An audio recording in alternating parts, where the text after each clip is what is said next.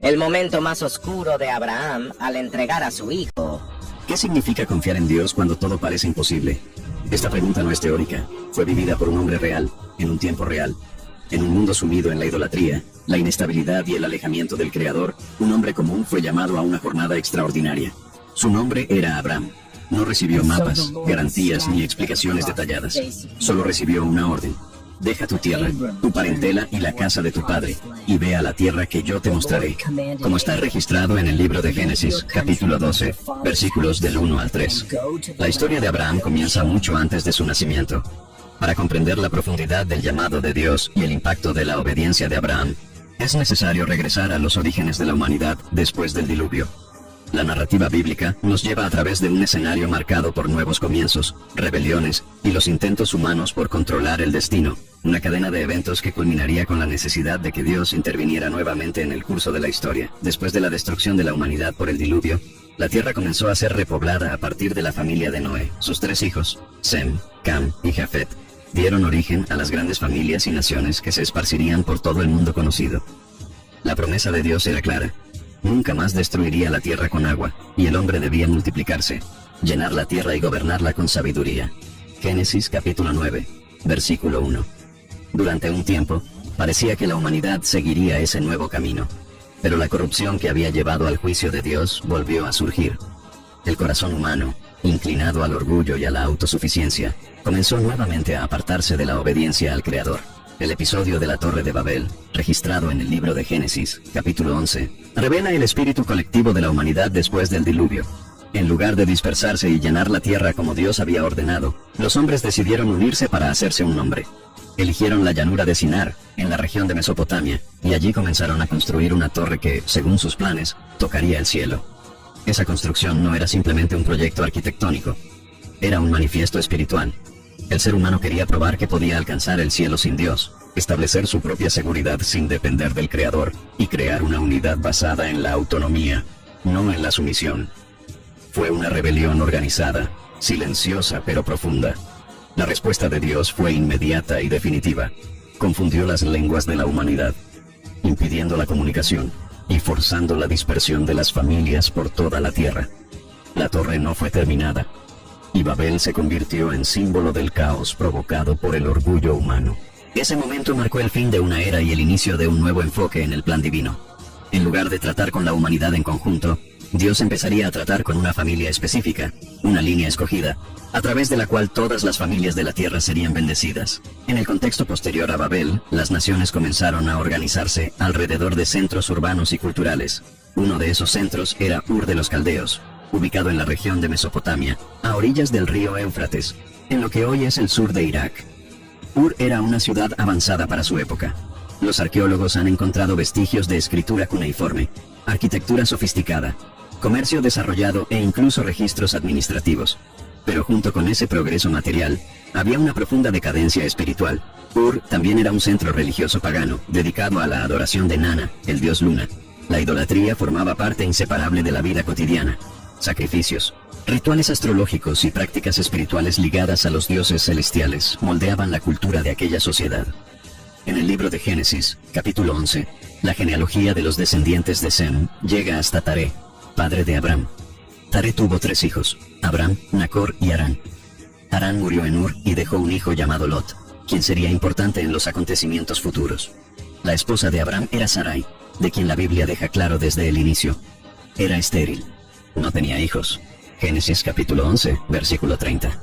No se sabe con certeza el grado de involucramiento de la familia de Taré con los cultos de Ur. Pero en el libro de Josué, capítulo 24, versículo 2, Dios revela algo significativo.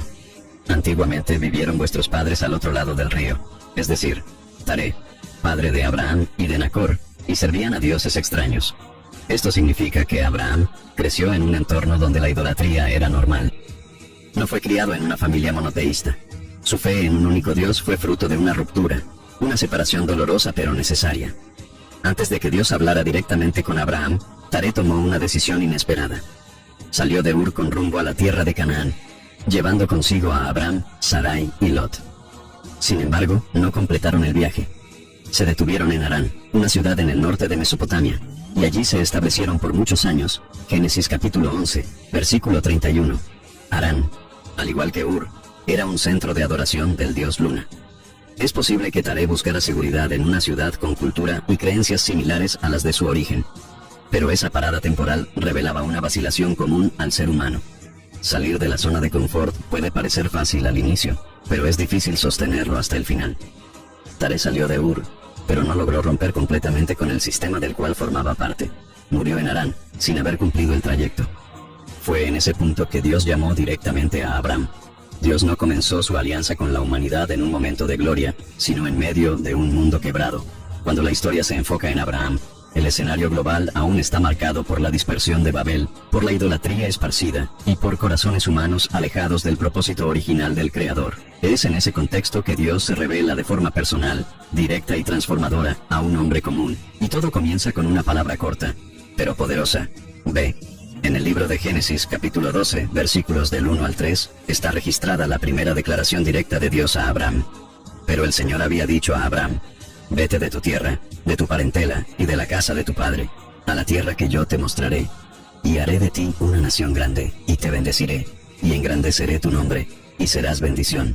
Bendeciré a los que te bendijeren, y a los que te maldijeren maldeciré, y serán benditas en ti todas las familias de la tierra. Esa orden contiene 3 rupturas principales. Vete de tu tierra. Una ruptura geográfica, dejando el lugar donde nació y creció. De tu parentela. Una ruptura cultural y social, alejándose de la base familiar. De la casa de tu padre. Un corte afectivo e identitario, exigiendo una nueva dirección de vida sin apoyo humano anterior. El llamado no vino con mapas ni garantías. Dios no le dijo a dónde iría, solo que Él le mostraría el camino. Ese a la tierra que yo te mostraré define la esencia de la fe. Obedecer sin ver, confiar sin saber, caminar sin entender. Lo más impresionante en ese pasaje no es el llamado, sino la respuesta. Génesis, capítulo 12, versículo 4, lo registra de forma simple. Y se fue Abraham, como el Señor le dijo. No hay registro de preguntas, protestas ni dudas, no se menciona una negociación. Abraham no pidió señales, no buscó confirmaciones. Simplemente obedeció. Esa obediencia inmediata es una de las marcas más profundas del carácter de Abraham. Aún no era un patriarca, ni padre de multitudes, ni siquiera tenía un hijo. Era solo un hombre de 75 años, casado con una mujer estéril, saliendo de un mundo idólatra y caminando hacia lo desconocido, movido únicamente por la voz de Dios. Eso demuestra que la fe bíblica no nace de certezas, sino de convicción, no de seguridad, sino de confianza, no de estrategias, sino de una relación con Dios. Abraham no partió solo. A su lado estaba su esposa Sarai y su sobrino Lot. Aunque Dios llamó a Abraham de forma individual, la jornada de fe involucró relaciones reales, personas concretas y vínculos que también serían puestos a prueba con el tiempo. Sarai era estéril, y eso, humanamente hablando, anulaba la promesa de Dios de hacer de Abraham una gran nación. Pero la fe no se basa en circunstancias, se ancla en la palabra divina.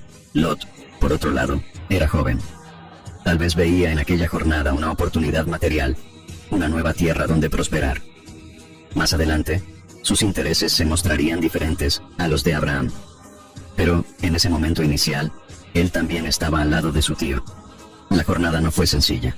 Abraham salió de Harán y se dirigió al sur, atravesando regiones desconocidas hasta llegar a la tierra de Canaán. Allí, Dios le habló nuevamente.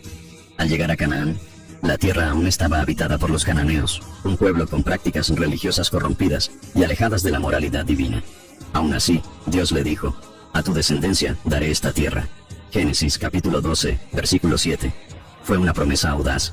Abraham era extranjero, sin hijos, sin herederos, y rodeado de pueblos que no lo conocían. Pero Dios reafirmó: esa tierra será tuya.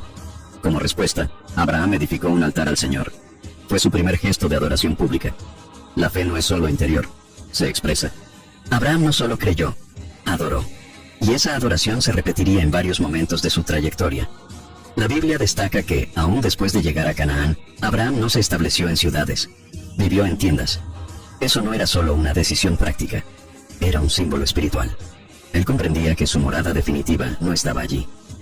Como está escrito en el libro de Hebreos, capítulo 11, versículos 9 y 10, por la fe habitó como extranjero en la tierra prometida, como en tierra ajena, morando en tiendas con Isaac y Jacob, porque esperaba la ciudad que tiene fundamentos, cuyo arquitecto y constructor es Dios. Esa mentalidad es esencial. Abraham estaba en Canaán, pero sabía que aún estaba en camino. Poseía la tierra por promesa, no por propiedad. Y eso exigía paciencia, humildad y perseverancia. Al observar ese primer paso en la jornada de Abraham, lo que impresiona no es lo que vio, sino lo que decidió creer. No tenía señales visibles, ni resultados inmediatos, ni comprobaciones tangibles. Solo tenía la palabra de Dios. Y eso fue suficiente. Al obedecer el llamado, Abraham se convirtió en el primer gran ejemplo bíblico de fe en acción. No una fe teórica, ni una fe basada en bendiciones ya recibidas, sino una fe que camina antes de ver, que deja antes de recibir, que confía antes de entender. Su historia enseña que el verdadero punto de partida de la vida espiritual no es un lugar, sino una respuesta. Dios todavía llama a personas a dejar lo conocido y seguir hacia lo que Él mostrará. El ve de Dios sigue resonando hasta hoy, y toda persona que escucha esa voz y responde con obediencia, como lo hizo Abraham, entra en la misma jornada de fe que dio origen a una nación y cambió la historia de la humanidad. Abraham respondió al llamado de Dios, obedeció, salió de Harán y entró en la tierra prometida. Pero la entrada en Canaán no trajo estabilidad inmediata. La tierra que sería dada a su descendencia no estaba vacía. Estaba habitada por pueblos extranjeros, marcada por conflictos, incertidumbres y necesidades básicas. Y fue justo ahí, al inicio del camino, donde la fe de Abraham comenzó a ser puesta a prueba. El libro de Génesis, capítulo 12, versículo 10, registra un giro abrupto. Y hubo hambre en aquella tierra. La frase es simple, pero carga un peso enorme. Abraham había dejado todo para obedecer a Dios. Estaba exactamente donde Dios quería que estuviera. Y aún así, enfrentó hambre. Esa es una de las primeras grandes lecciones en la historia de Abraham. Estar en el centro de la voluntad de Dios no significa ausencia de dificultades. La escasez llegó a la tierra de Canaán. La región era vulnerable a periodos de sequía, y como Abraham vivía con su familia, siervos y rebaños, la supervivencia se convirtió en una preocupación urgente. No se menciona que haya consultado al Señor en ese momento. Ante el hambre, Abraham decidió actuar, y bajó a Egipto. Egipto era, desde tiempos antiguos, un lugar estratégico en momentos de crisis. Con el río Nilo y su avanzado sistema agrícola, era común que pueblos vecinos buscaran refugio ahí durante las sequías. Abraham tomó esa decisión por necesidad, no por rebeldía, pero tampoco por dirección divina. Esa elección revela una tensión común en la experiencia de la fe. ¿Cómo lidiar con la presión práctica cuando la fe no ofrece respuestas inmediatas? Abraham conocía la promesa, pero también sentía la responsabilidad de sustentar a su casa. Ir a Egipto era una solución lógica, pero ese movimiento lo colocaría en una situación delicada. Al acercarse a Egipto, Abraham sintió miedo. En el libro de Génesis capítulo 12, versículos del 11 al 13, se relatan sus palabras a Sarai. Y aconteció que, cuando estaba para entrar en Egipto, dijo a Sarai su mujer, «He aquí, ahora conozco que eres mujer de hermoso aspecto. Y cuando te vean los egipcios, dirán, su mujer es, y me matarán a mí, y a ti te dejarán viva. Ahora pues, di que eres mi hermana, para que me vaya bien por causa tuya, y viva mi alma por amor de ti». Aquí vemos uno de los momentos más humanos de Abraham.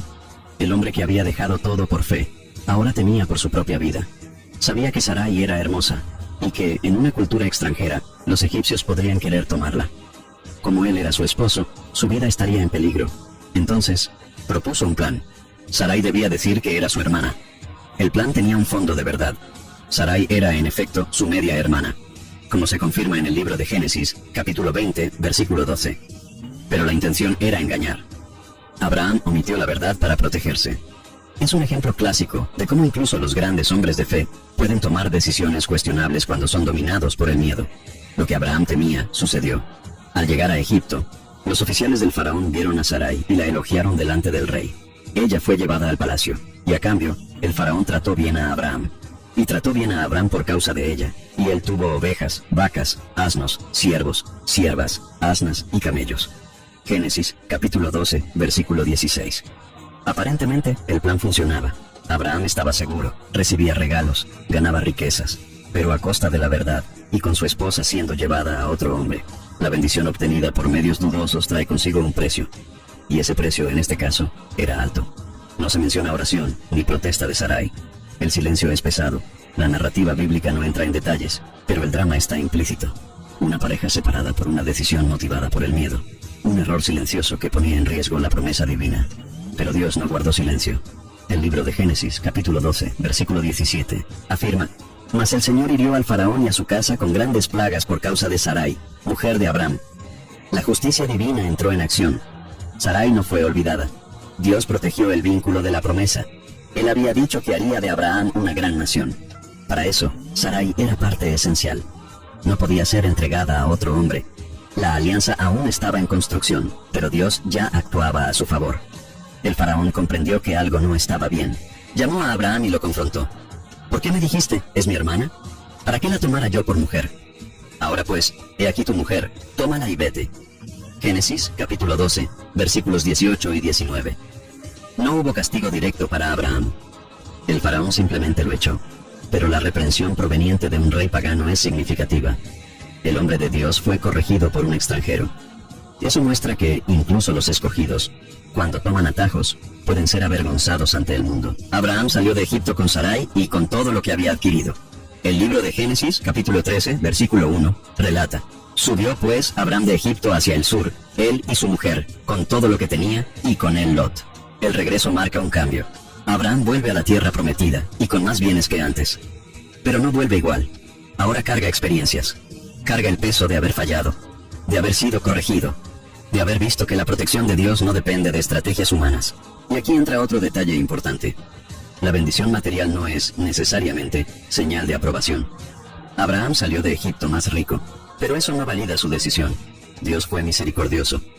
Y la misericordia de Dios no debe confundirse con permiso para continuar en el error. Este episodio marca la primera gran crisis de fe en la vida de Abraham. Una crisis silenciosa, sin batallas, sin confrontaciones directas, pero profundamente espiritual. Fue probado en un nivel básico. ¿Cómo reaccionar ante la escasez? ¿Cómo proteger la vida sin comprometer la promesa? ¿Cómo mantener la fe cuando las circunstancias son contrarias? La respuesta, en ese momento, fue parcial. Abraham cedió al miedo, adoptó una estrategia cuestionable, fue corregido y aún así, fue preservado. Eso muestra que la fe se construye no solo con aciertos, sino también con errores. Dios no eligió a Abraham porque fuera perfecto, sino porque estaba dispuesto a aprender, a escuchar, a retroceder y a comenzar de nuevo. Esa es la diferencia entre un hombre común y un hombre de fe. No la ausencia de fallas, sino la disposición a seguir adelante incluso después de haber fallado. Después de la crisis en Egipto, Abraham regresó a Canaán más rico, más experimentado y más consciente de la fragilidad humana ante las promesas divinas. Él había comprobado, en la práctica, que los atajos de la lógica humana no sostienen los planes de Dios. Ahora, de regreso a la tierra prometida, se reencontró con el lugar donde antes había edificado un altar. Un gesto que simbolizaba reconciliación, adoración y la centralidad de la fe. Pero el regreso a la tierra también trajo nuevos desafíos. Entre ellos, un conflicto silencioso que comenzaba a instalarse dentro de su propio hogar. El crecimiento de los rebaños y la tensión creciente con Lot. El capítulo 13 del libro de Génesis describe que tanto Abraham como Lot poseían muchos bienes: ganado, plata, oro, tiendas y siervos. La prosperidad de ambos se volvió visible y al mismo tiempo problemática. La tierra donde habitaban juntos ya no era suficiente para sostener a los dos grupos. Los recursos, como pastizales y fuentes de agua, comenzaron a convertirse en motivo de disputa entre los pastores de Abraham y los pastores de Lot. Y hubo contienda entre los pastores del ganado de Abraham y los pastores del ganado de Lot. Y el cananeo y el fereceo habitaban entonces en la tierra. Génesis capítulo 13, versículo 7. Esa observación no es casual. Los cananeos y fereceos también estaban en esa tierra, lo que limitaba aún más la posibilidad de expansión. El riesgo era que la bendición se convirtiera en motivo de división, y peor aún, que esa división ocurriera delante de pueblos extraños. La fe, en este momento, no es probada con hambre ni con persecución, sino con abundancia. Y muchas veces, es precisamente en los tiempos de abundancia que las relaciones se vuelven más delicadas. ¿Qué hacer cuando los bienes comienzan a amenazar la comunión? Ante el conflicto, Abraham tomó la iniciativa de resolver la situación. No esperó a que la tensión se agravara. No defendió sus derechos como patriarca de la familia. Llamó a Lot para una conversación directa, honesta y madura. Te ruego que no haya contienda entre tú y yo, ni entre mis pastores y los tuyos, porque somos hermanos. Génesis capítulo 13, versículo 8. La frase, somos hermanos, revela la esencia del corazón de Abraham. Él priorizaba la paz. La relación estaba por encima de la posesión. Comprendía que la comunión era más importante que cualquier campo o territorio. Pero Abraham fue más allá. Le ofreció a Lot el derecho de elegir, a pesar de ser mayor. El líder de la familia y el receptor de la promesa divina, Abraham renunció a la prioridad. ¿No está toda la tierra delante de ti? Yo te ruego que te apartes de mí. Si vas a la izquierda, yo iré a la derecha. Y si tú vas a la derecha, yo iré a la izquierda. Génesis, capítulo 13, versículo 9. Esa actitud revela un corazón espiritualmente maduro. Abraham confiaba en que Dios cuidaría de su parte, independientemente de la elección de Lot. No necesitaba aferrarse a derechos, porque confiaba en la soberanía divina. Lot, por su parte, miró, y vio, y eligió. La narrativa bíblica describe el proceso. Y alzó Lot sus ojos, y vio toda la llanura del Jordán, que toda ella era de riego, como el huerto del Señor.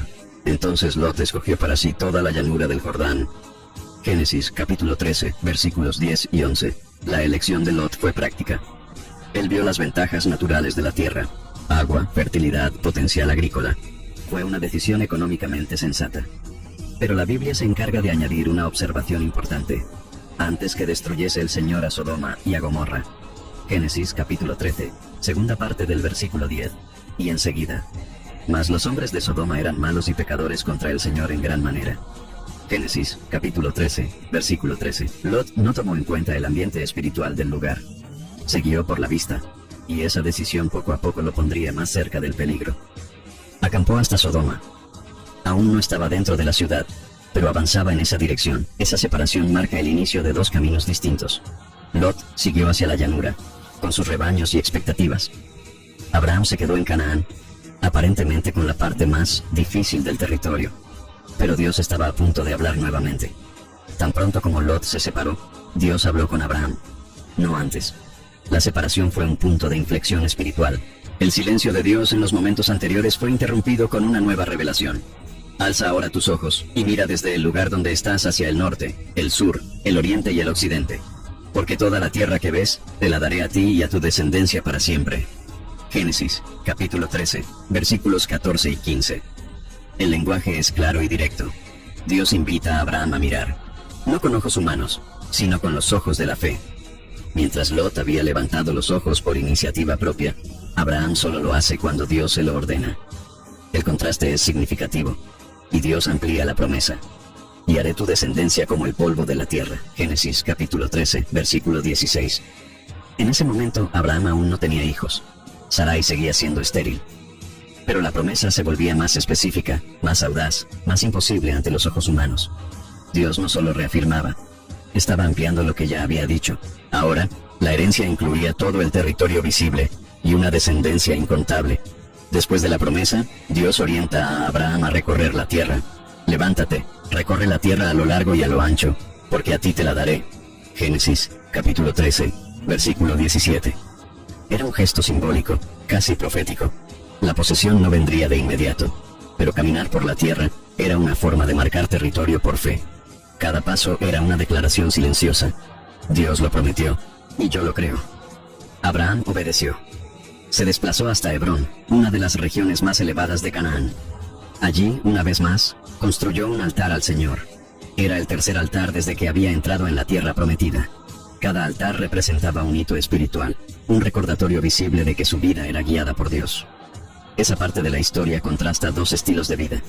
Lot, guiado por la vista, acercándose a Sodoma, sin altares registrados. Abraham, guiado por la fe, edificando altares en cada etapa. El altar simboliza adoración, rendición, entrega, y Hebrón, el lugar donde Abraham edificó ese nuevo altar, se convertiría más tarde en una ciudad importante para la fe judía. Fue allí donde él sería sepultado, junto con Sara. Ese momento en la historia es un parteaguas. La separación de Lot fue más que una división geográfica. Fue un refinamiento de la misión de Abraham. Al renunciar, recibió más. Al priorizar la paz, fue bendecido con dirección. Al esperar, volvió a oír la voz de Dios. La vida de Abraham estuvo marcada por momentos de fe silenciosa, peregrinación y construcción de altares. Pero también hubo momentos de acción, de conflicto y de valentía. La promesa divina no alejaba al patriarca de los desafíos terrenales. Al contrario, muchas veces era en medio de los enfrentamientos del mundo donde la alianza de Dios se revelaba con más fuerza. Uno de esos momentos sucedió cuando Abraham fue arrastrado, sin buscarlo, al centro de una guerra entre reyes poderosos. Y fue precisamente ahí, en el campo de batalla, donde apareció uno de los personajes más misteriosos y reverentes de toda la Biblia, Melquisedec. El capítulo 14 del libro de Génesis comienza de manera abrupta, con la descripción de una coalición militar.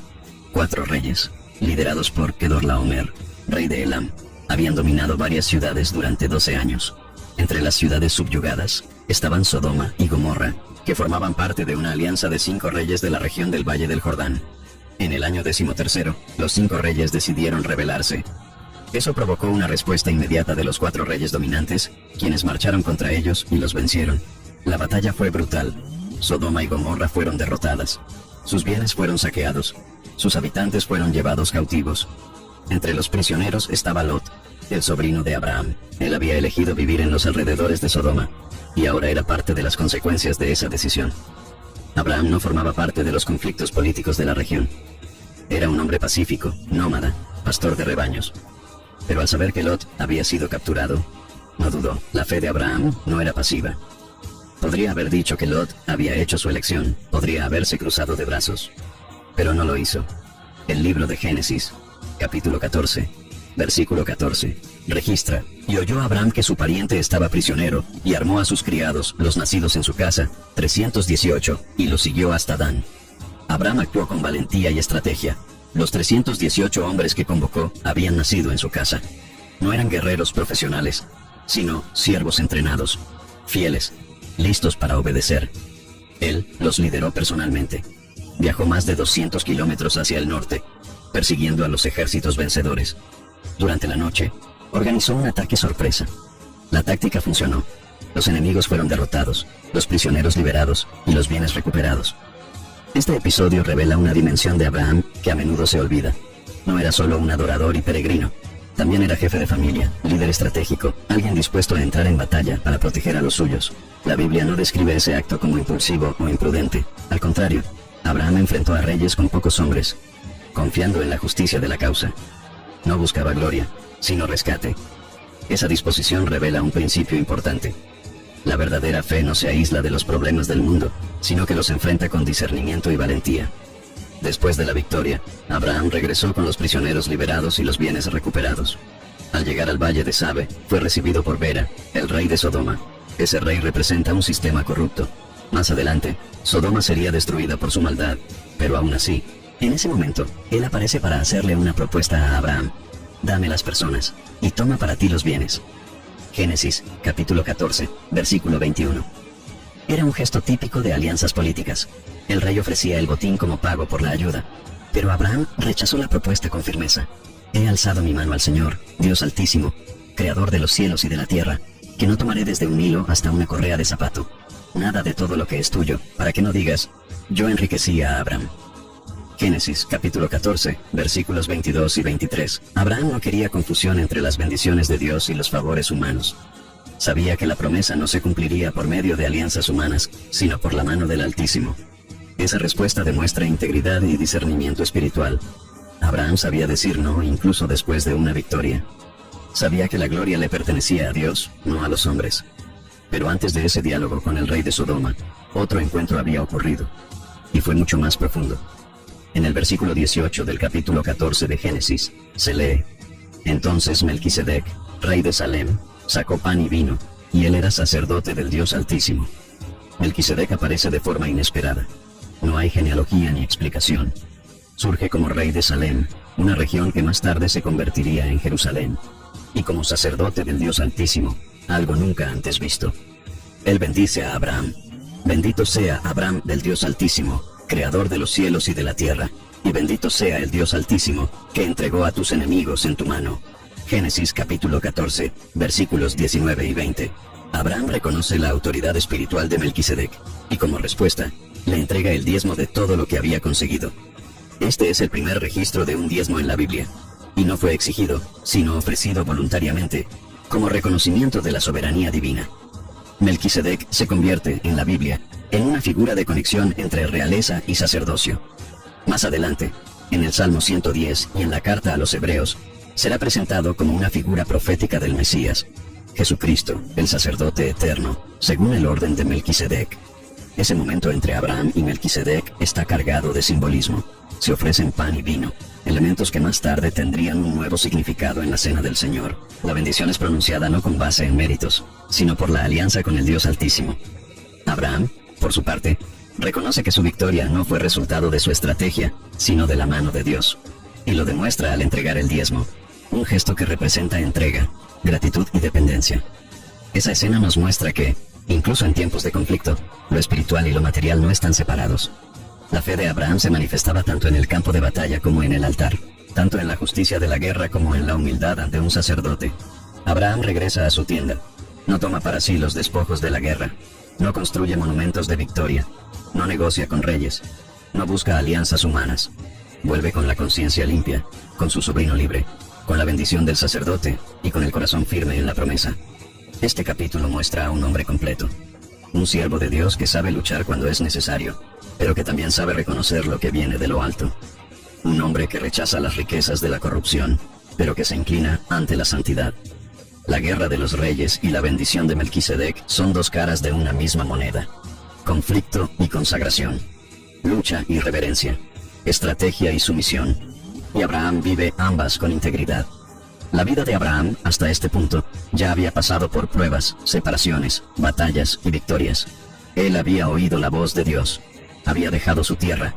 Había peregrinado por Canaán. Había rechazado riquezas injustas y había vencido a reyes. Pero aún existía un vacío evidente. La promesa de una descendencia seguía sin cumplirse. El tiempo pasaba. Sarai seguía siendo estéril, y la realidad visible no parecía confirmar lo que Dios había dicho. En este escenario de espera prolongada, Dios decide revelarse a Abraham de manera más profunda. En el capítulo 15 del libro de Génesis, la relación entre el Creador y el patriarca alcanza una nueva etapa. Dios establece una alianza formal, sellada con sangre, y confirma el futuro de la nación que nacería de él.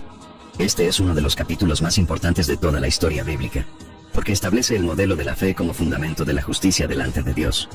Después de estas cosas vino la palabra del Señor a Abraham en visión, diciendo: No temas, Abraham, yo soy tu escudo, y tu galardón será sobremanera grande. Génesis, capítulo 15, versículo 1. La revelación comienza con una frase de consuelo: no temas. Abraham acababa de enfrentar una guerra, de rechazar riquezas, y probablemente se sentía vulnerable políticamente. La respuesta de Dios es personal: yo soy tu escudo. Él no solo lo protege, Él es su protección, y va más allá: tu galardón será muy grande. Abraham no necesitaba reconocimiento humano. El mismo Dios era su recompensa. Pero Abraham, con reverencia y sinceridad, abre su corazón. No se conforma con victorias temporales. Tiene una pregunta real, un dolor persistente. Señor Dios, ¿qué me darás, siendo así que ando sin hijo, y el mayordomo de mi casa es ese Damaseno Eliezer? Esta es la primera vez que vemos a Abraham verbalizar su inquietud respecto a la promesa. Hasta ahora había creído en silencio, pero ahora cuestiona, con respeto, pero con profundidad. Él entiende que todo lo que posee no tiene sentido sin herederos. Teme que todo termine en manos de un siervo fiel, pero no en manos de su propia descendencia. Dios responde con claridad: ese no será tu heredero, sino un hijo tuyo, el que saldrá de tus entrañas. Él será tu heredero. La promesa es reafirmada con más precisión: el hijo vendrá del propio cuerpo de Abraham. Y entonces Dios lo invita a salir de la tienda, lo lleva afuera, y le dice: mira ahora los cielos, y cuenta las estrellas, si las puedes contar. Así será tu descendencia. Dios cambia el ambiente. Saca a Abraham del espacio cerrado de la limitación y lo coloca bajo la vastedad del cielo. El número de las estrellas se convierte en símbolo de la promesa. No solo un hijo, sino una multitud incontable. Y entonces se pronuncia una de las frases más importantes de toda la Biblia: y creyó a Jehová, y le fue contado por justicia. Es la primera vez que la justificación por la fe es declarada en la historia bíblica. Abraham creyó, aún sin ver. Y Dios lo consideró justo, no por obras, sino por fe. Esta declaración atraviesa los siglos. Es citada por Pablo en la carta a los Romanos, capítulo 4, como base de la salvación. No es el cumplimiento de la ley lo que salva, sino la fe en la promesa de Dios. Después de creer en la promesa de la descendencia, Abraham presenta una nueva pregunta: Señor Dios, ¿en qué conoceré que la he de heredar? Abraham ya ha creído, pero quiere una confirmación, quiere una señal. Y Dios, con paciencia y sabiduría, decide establecer con él un pacto formal. Pero este pacto no se hará con palabras, será un pacto de sangre. Toma una becerra de 3 años, y una cabra de 3 años, y un carnero de 3 años, una tórtola también, y un palomino. Versículo 9. Abraham entendió el significado. Era un ritual común en la antigüedad. Los animales eran partidos por la mitad, colocados uno frente al otro, y las partes ensangrentadas formaban un camino. Cuando 2 partes hacían un acuerdo, ambas caminaban entre los pedazos, diciendo: que me pase como a estos animales si rompo este pacto. Abraham preparó los animales y esperó, pero algo inesperado sucedió. no fue llamado para cruzar el camino. Mientras esperaba, Abraham cayó en un sueño profundo. Y entonces, y he aquí que el temor de una grande oscuridad cayó sobre él. Dios le da una visión, una revelación del futuro, y le dice: ten por cierto que tu descendencia morará en tierra ajena, y será esclava allí, y será oprimida 400 años, mas también a la nación a la cual servirán, juzgaré yo, y después de esto, saldrán con gran riqueza. Esta es una profecía directa sobre el periodo de esclavitud en Egipto. Dios no oculta el dolor del proceso. Él muestra que el cumplimiento de la promesa pasará por sufrimiento, pero también garantiza justicia y liberación. Abraham aún no tenía hijos, pero Dios ya veía a sus descendientes saliendo de Egipto con oro en las manos. Al ponerse el sol, ocurre una escena simbólica, y sucedió que puesto el sol, y ya oscurecido, se veía un horno humeando, y una antorcha de fuego que pasaba por entre los animales divididos. Este acto representa la presencia de Dios atravesando solo el camino entre los animales partidos. Abraham no caminó. Dios hizo el pacto solo, asumiendo la responsabilidad unilateral de cumplir sus promesas. Fue Dios quien garantizó que la promesa se cumpliría, independientemente de los errores humanos. Esa alianza estaba fundamentada en la fidelidad divina, no en la perfección de Abraham. En aquel día hizo Jehová un pacto con Abraham, diciendo: a tu descendencia he dado esta tierra. La alianza incluía no solo una descendencia numerosa, sino también la posesión de una tierra extensa, desde Egipto hasta el Éufrates. Este capítulo es el corazón teológico de la vida de Abraham. Dios no solo habla, se compromete, sella, confirma con sangre, y lo hace en un momento de vulnerabilidad, de preguntas, de espera. La fe de Abraham es reconocida, confirmada y fortalecida. Él ahora sabe que lo que Dios ha prometido no depende del tiempo, ni de la edad, ni de la lógica. Está afirmado en el carácter mismo de Dios.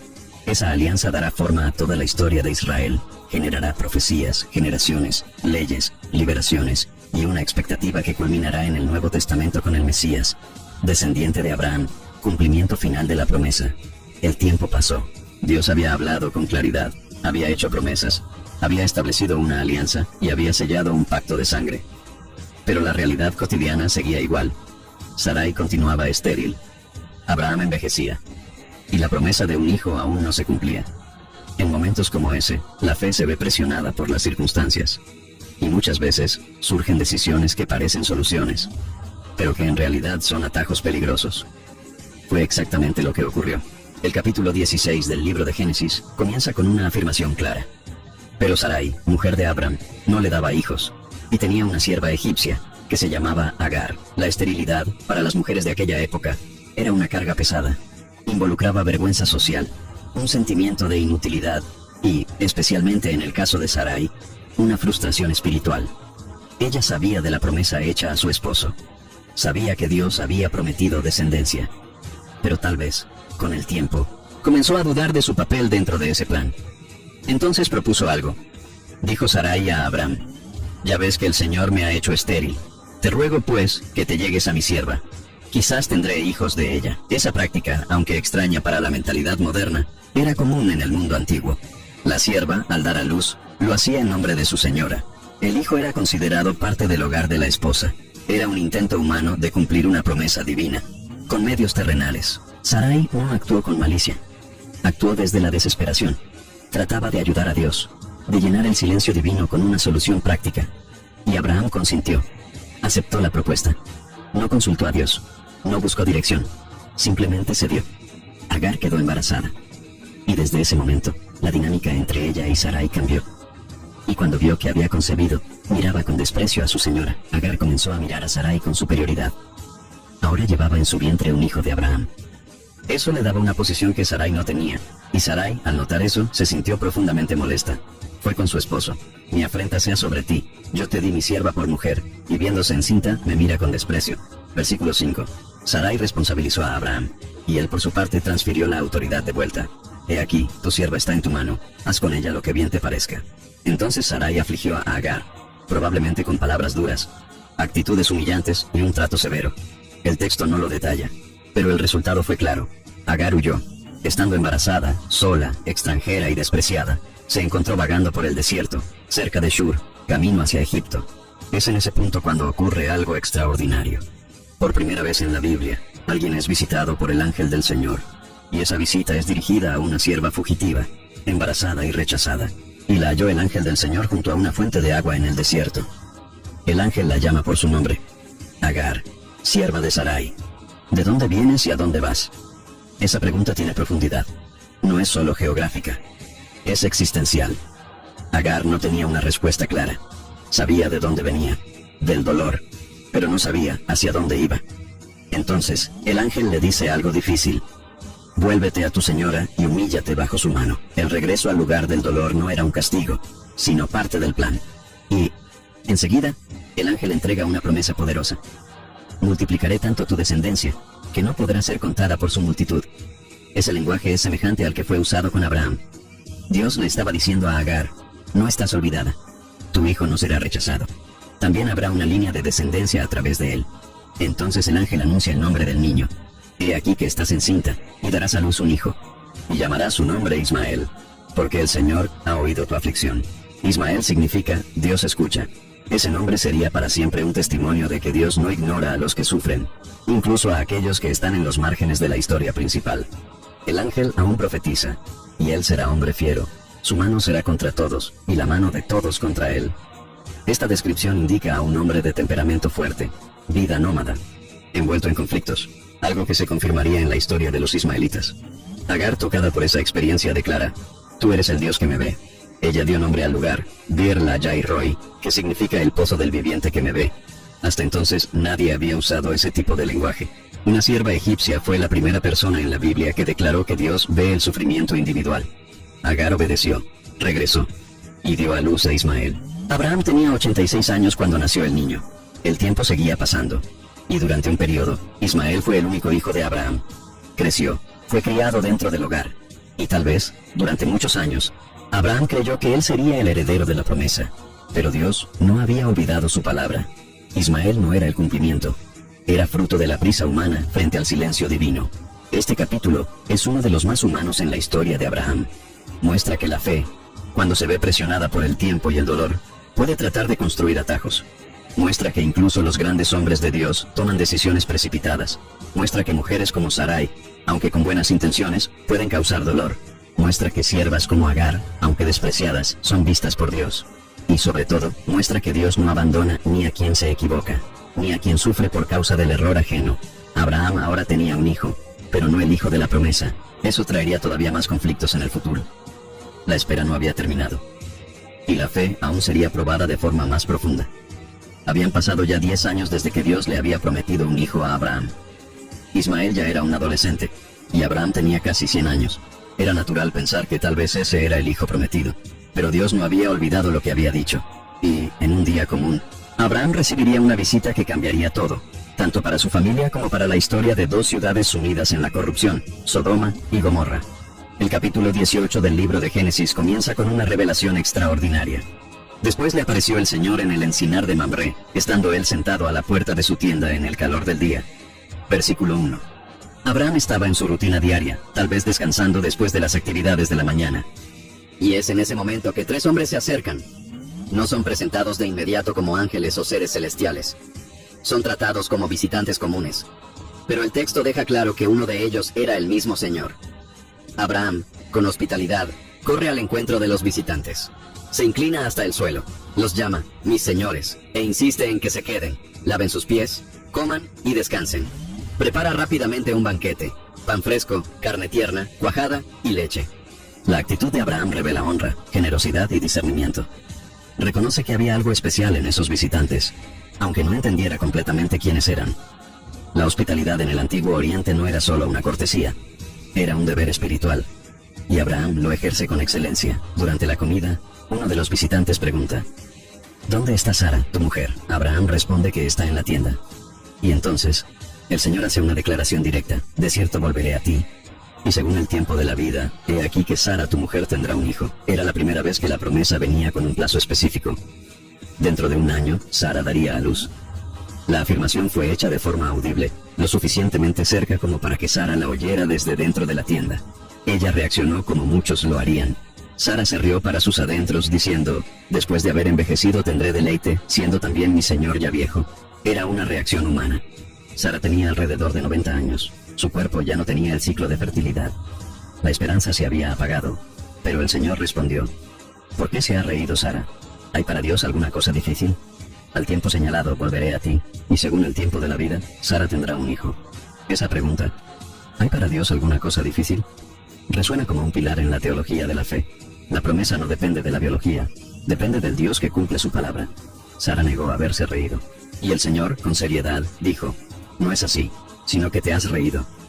La risa de duda pronto se transformaría en una risa de alegría. Después de la comida, los hombres se levantan para partir. Abraham los acompaña, y entonces Dios decide compartir algo con él. ¿Encubriré yo a Abraham lo que voy a hacer? Dios revela que Abraham sería una gran nación, y que por eso debía conocer la justicia divina. El Señor informa que el clamor de Sodoma y Gomorra era muy grande, y que el pecado de aquellas ciudades se había agravado. Descenderé ahora, y veré si han obrado tan perversamente como el clamor que ha llegado hasta mí. Ese lenguaje revela un principio espiritual. Dios no juzga sin antes examinar. Aunque es omnisciente, se presenta como un juez justo que desciende para confirmar la gravedad de la situación. Los dos ángeles continúan hacia Sodoma, pero Abraham permanece delante del Señor. Y entonces ocurre una de las escenas más memorables de la Biblia. Abraham intercede por Sodoma. ¿Destruirás también al justo con el impío?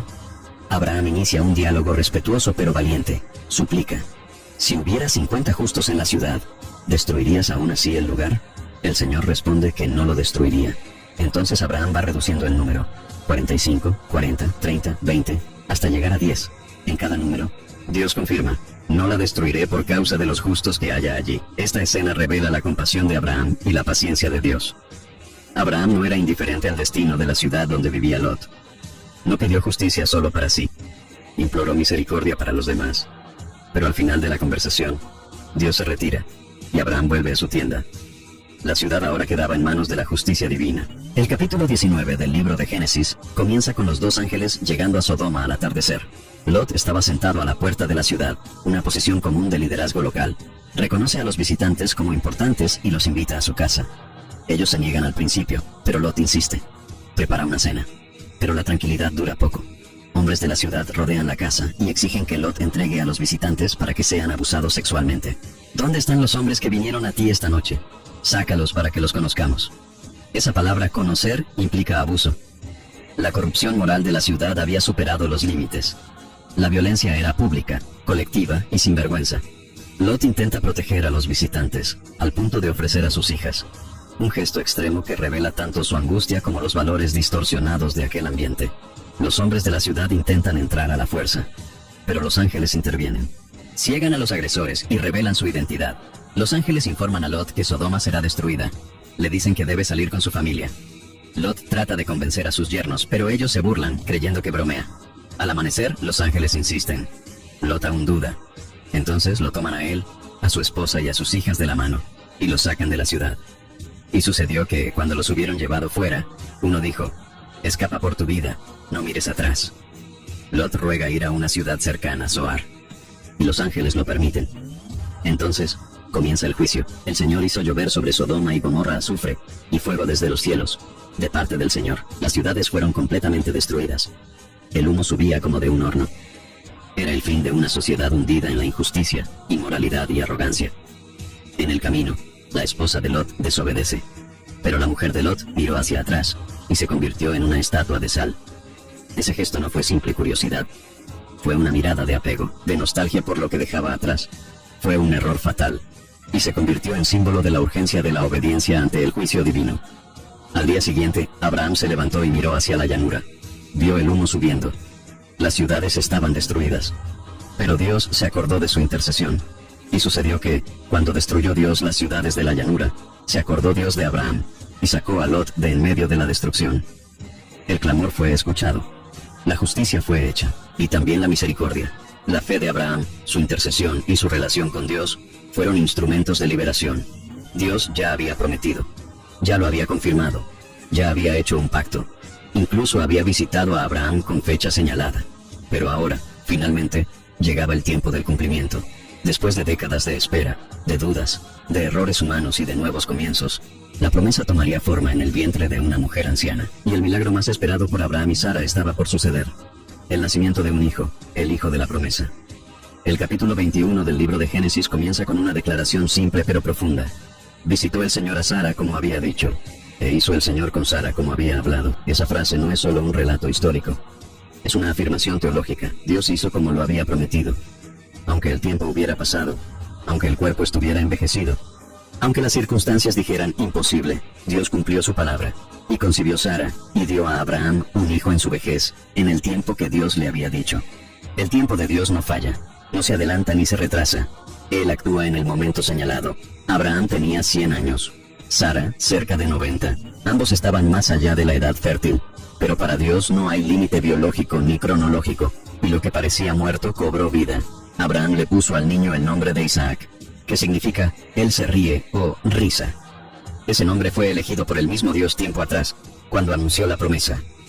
Ahora, la risa de duda se convertía en risa de alegría. Y dijo Sara, Dios me ha hecho reír, y cualquiera que lo oyere se reirá conmigo. Sara reconoce que el milagro es motivo de alegría, no solo para ella, sino para todos los que vean lo que Dios hizo. La mujer que un día dudó en silencio, ahora exalta públicamente la fidelidad de Dios. ¿Quién le hubiera dicho a Abraham que Sara habría de amamantar hijos? Pues le he dado un hijo en su vejez. Lo imposible sucedió, y la prueba viva estaba en sus brazos. El niño fue creciendo, y, como era costumbre, en el tiempo del destete, alrededor de los 2 o 3 años, Abraham hizo una gran fiesta. Era un momento simbólico. El hijo de la promesa había sobrevivido los primeros años, estaba sano y fuerte. Pero en medio de la fiesta, algo llamó la atención de Sara, y vio Sara que el hijo de Agar la egipcia, el cual ésta le había dado a Abraham, se burlaba. El texto no especifica qué tipo de burla fue, pero queda claro que Ismael, ahora con unos 16 años, faltó al respeto o ridiculizó a Isaac. Y eso despertó algo fuerte en Sara. Sara va con Abraham y le exige una decisión difícil. Echa a esta sierva y a su hijo, porque el hijo de esta sierva no ha de heredar con Isaac mi hijo. La frase es firme. Sara entendía que no había lugar para 2 herederos. La presencia de Ismael ahora representaba un riesgo para la continuidad de la promesa. Pero para Abraham, esa decisión fue dolorosa. Y pareció grave en gran manera a Abraham a causa de su hijo. Ismael era su hijo. Lo había criado por más de una década. El vínculo era real. Y ahora debía dejarlo ir. ¿Era justo? Era el fin. Entonces Dios le habla a Abraham. No te parezca grave a causa del muchacho y de tu sierva. En todo lo que te dijere Sara, oye su voz, porque en Isaac te será llamada descendencia. Dios confirma que la promesa pasaría por Isaac, pero también garantiza algo. Y también del hijo de la sierva haré una nación, porque es tu descendiente. Ismael no sería abandonado. Dios también cuidaría de él, pero los 2 caminos ahora estaban claramente separados. Por la mañana, Abraham tomó pan y un odre de agua, los puso sobre los hombros de Agar, le entregó al niño y los despidió. Agar partió y anduvo errante por el desierto de Beerseba. El odre se acabó.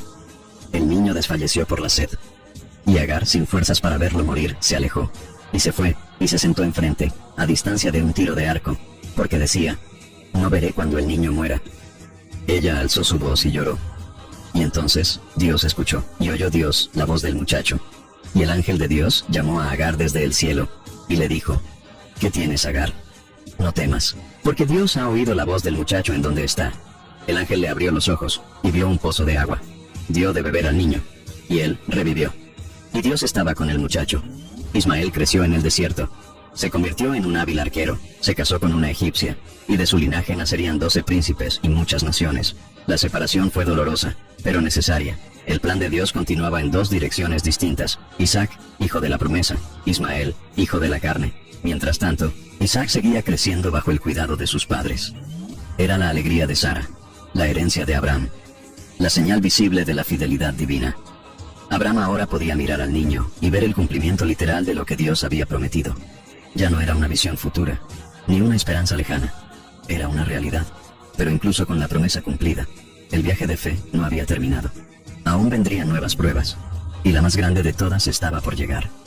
Abraham había vivido muchas pruebas. Dejó su tierra, enfrentó hambre, guerras, conflictos familiares, separaciones, y esperó durante años el cumplimiento de una promesa. Ahora, con el nacimiento de Isaac, la promesa se había hecho realidad. Todo parecía estar finalmente en orden. Pero es precisamente en ese momento de estabilidad cuando Dios hace la petición más difícil de toda su jornada: sacrificar a su propio hijo. Y, una vez más, Abraham sería llamado a confiar, aún sin entender. Y aconteció después de estas cosas, que probó Dios a Abraham y le dijo: Abraham. Y él respondió, heme aquí. Génesis, capítulo 22, versículo 1.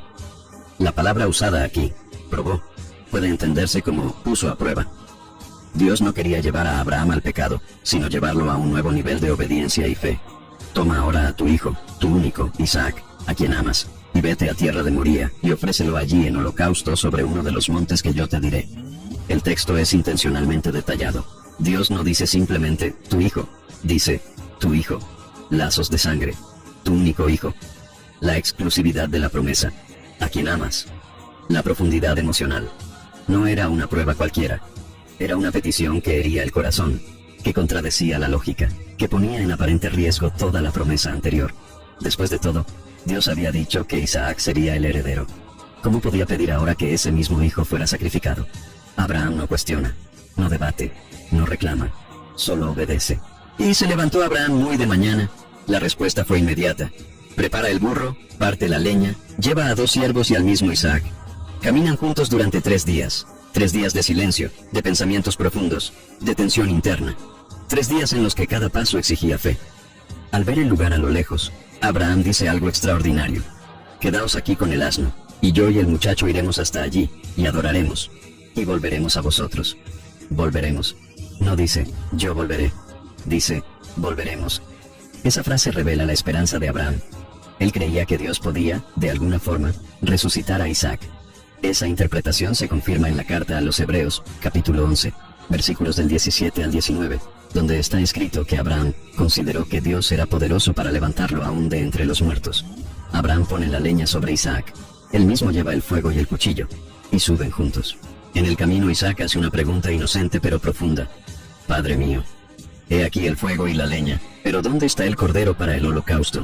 La respuesta de Abraham es uno de los versículos más conocidos y proféticos de toda la Biblia. Dios se proveerá de cordero para el holocausto, hijo mío. Es una respuesta con doble sentido, una explicación temporal y una profecía eterna. Abraham creía que Dios proveería. No sabía cómo ni cuándo, pero confiaba. Llegan al lugar. Abraham construye el altar. Coloca la leña, ata a Isaac y lo pone sobre el altar. El texto es directo. No se menciona que Isaac opusiera resistencia. Ya era un adolescente o un joven. Podía haber escapado. Pero acepta la sumisión. Tanto el padre como el hijo confían en el Dios de la promesa. Y extendió a Abraham su mano, y tomó el cuchillo para degollar a su hijo. Es el clímax. El cielo en silencio, el aliento contenido, el brazo levantado, el hijo tendido, el sacrificio a punto de consumarse. Pero entonces, la voz de Dios interrumpe.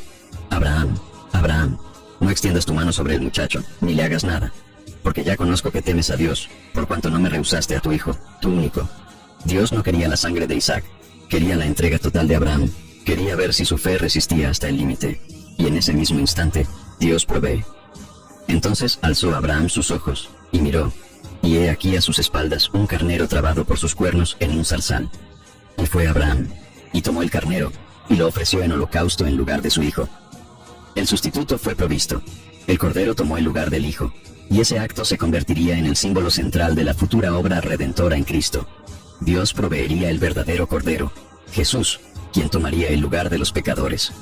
Abraham llamó a aquel lugar Jehová Jireh, que significa el Señor proveerá. Hasta hoy, esa expresión se usa para recordar que Dios nunca falla, especialmente en los momentos más críticos. Después del sacrificio del carnero, el ángel del Señor vuelve a hablar. Por mí mismo he jurado, dice el Señor, que por cuanto has hecho esto, de cierto te bendeciré, y multiplicaré en gran manera tu descendencia. Y en tu simiente serán benditas todas las naciones de la tierra, por cuanto obedeciste a mi voz. Es la segunda vez que Dios confirma la promesa, pero ahora con un juramento. Jura por sí mismo. La obediencia de Abraham sella la alianza de forma irreversible. El sacrificio no ocurrió, pero la fe fue llevada al extremo. Y una vez más, Abraham salió aprobado. La historia del sacrificio de Isaac anticipa muchos elementos que más tarde se verían en la cruz de Cristo. El padre entrega al hijo. El hijo carga la leña. El sacrificio sucede en un monte. Dios provee un sustituto. Isaac es un tipo profético de Cristo. Y Abraham, un símbolo de la fe que no retrocede ante la entrega más dolorosa. Pero por encima de todo, este episodio muestra que la fe verdadera está dispuesta a renunciar a lo más preciado, confiando en que Dios proveerá. La vida de Abraham estaba llegando a su fin. Ya había caminado por tierras desconocidas, enfrentado guerras, esperado con paciencia, cometido errores, vuelto a comenzar, recibido promesas y visto milagros. Más que todo eso, había aprendido a confiar plenamente en Dios. Pero su impacto no terminaría con su muerte. El verdadero legado de Abraham no estaba solo en sus tierras o en sus rebaños, sino en la fe que dejó para las generaciones futuras. Una fe que cruzaría siglos, razas, lenguas y religiones. Una fe que, hasta hoy, inspira a millones. Antes de su partida, Abraham enfrentó otra gran pérdida, la muerte de Sara. Ella fue su compañera de jornada, desde los tiempos en Ur hasta la tierra prometida. Compartieron risas y lágrimas, errores y milagros. Ahora, con 127 años, ella partía. Y murió Sara en Kiriat Arba, que es Hebrón, en la tierra de Canaán. Y vino Abraham a hacer duelo por Sara y a llorarla. Génesis, capítulo 23, versículo 2. La escena es íntima y conmovedora. Abraham, ahora con 137 años, llora por su esposa. El hombre que ya había enfrentado reyes y pruebas extremas se inclina ante el dolor de la pérdida. Decide sepultarla de manera digna. Y, por primera vez, compra un pedazo de la tierra que Dios le había prometido. La cueva de Macpela, en Hebrón, se convierte en su primer territorio legalmente adquirido. Allí sepulta a Sara, y allí también sería sepultado más tarde. Esa compra es simbólica. Abraham aún no poseía toda la tierra prometida, pero ya comenzaba a echar raíces. Por fe. Con Isaac ya adulto, la siguiente preocupación de Abraham era asegurar la continuidad de la promesa. Para ello, necesitaba asegurarse de que Isaac no se casara con mujeres cananeas, pueblos que no temían a Dios. El capítulo 24 del libro de Génesis relata que Abraham llama a su siervo más antiguo y de confianza, probablemente Eliezer, y lo envía a su parentela, en Mesopotamia, para buscar esposa para su hijo. Pero no tomarás mujer para mi hijo de las hijas de los cananeos. El siervo parte con camellos, regalos y una oración. Y en el pozo de Nacor, encuentra a Rebeca, nieta de Nacor, hermano de Abraham. Ella se muestra amable, hospitalaria y sobre todo, elegida por Dios. Y dijo: bendito sea el Señor, Dios de mi señor Abraham, que no retiró su misericordia y su verdad de mi señor. Rebeca acepta la propuesta. Viaja hasta Canaán, y cuando Isaac la ve, sucede algo especial. E Isaac la trajo a la tienda de su madre Sara, y tomó a Rebeca. Y ella fue su mujer, y la amó. Génesis, capítulo 24, versículo 67. El amor nace del compromiso. Y ahora, el heredero de la promesa estaba unido a una esposa de fe, proveniente de la misma línea familiar. La semilla estaba protegida. El plan seguía firme. Incluso después de la muerte de Sara, Abraham volvió a casarse. Su nueva esposa, Setura, le dio hijos: Simrán, Joksán, Medán, Madián, Isbac y Sua. De esos hijos nacerían pueblos que habitaron la región del Medio Oriente, como los madianitas. Pero Abraham dejó claro que la herencia espiritual y material era para Isaac. Pero a los hijos de sus concubinas dio Abraham dones, y los envió lejos de Isaac su hijo, mientras él aún vivía, hacia el oriente, a la tierra oriental. Génesis, capítulo 25, versículo 6. La alianza con Dios no se dividiría. Isaac era el portador de la promesa, y Abraham, ya anciano, se aseguraba de que nada comprometiera ese plan. Y estos fueron los días que vivió Abraham, 175 años. Génesis, capítulo 25, versículo 7. La Biblia registra su longevidad con respeto. Abraham muere en buena vejez, lleno de días. Su jornada se había cumplido, y fue unido a su pueblo. Isaac e Ismael se unen para sepultarlo en la cueva de Macpela, junto a Sara, un gesto de respeto y reconciliación. Aunque estuvieron separados en vida, los dos hijos rinden homenaje al padre. La vida de Abraham termina, pero su legado apenas comienza. Abraham se convirtió en el padre de una nación. De su hijo Isaac vendría Jacob, y de Jacob las 12 tribus. Y de esas tribus surgiría el pueblo de Israel, portador de la ley, de los profetas, del templo y de la esperanza mesiánica.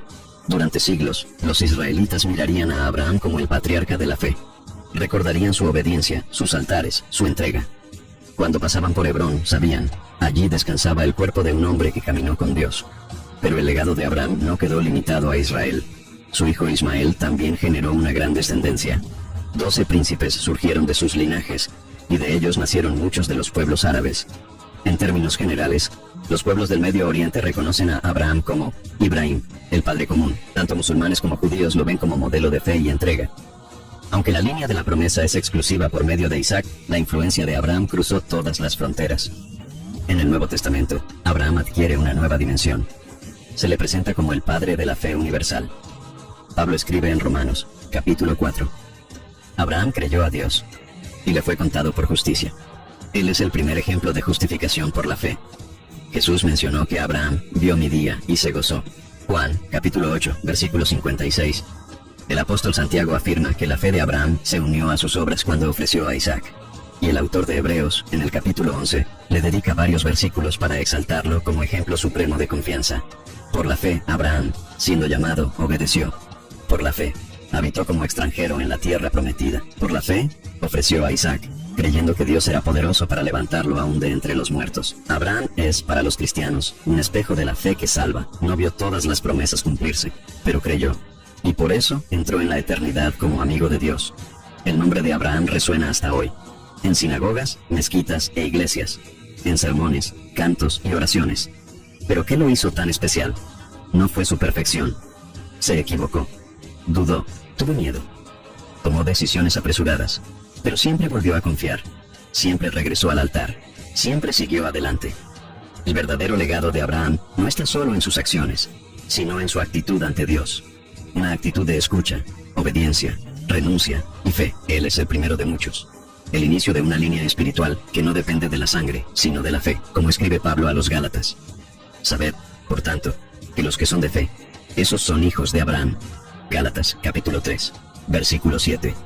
Abraham no vio la tierra convertirse plenamente en suya. No vio multitudes como estrellas o como arena, pero vio lo esencial, vio a Dios, escuchó a Dios, caminó con Dios, y eso fue suficiente. Hoy, al mirar la historia de Abraham, somos desafiados a vivir del mismo modo, no por vista, sino por fe, no por garantías humanas, sino por la confianza en aquel que promete y cumple. Hoy, cada persona que decide confiar en Dios por encima de las circunstancias, cada quien que elige caminar por la fe y no por la vista, se convierte en parte de esa misma línea espiritual. Completo sobre ¿por qué Jesús nunca escribió nada? El silencio más extraño de los evangelios. Nos vemos allá.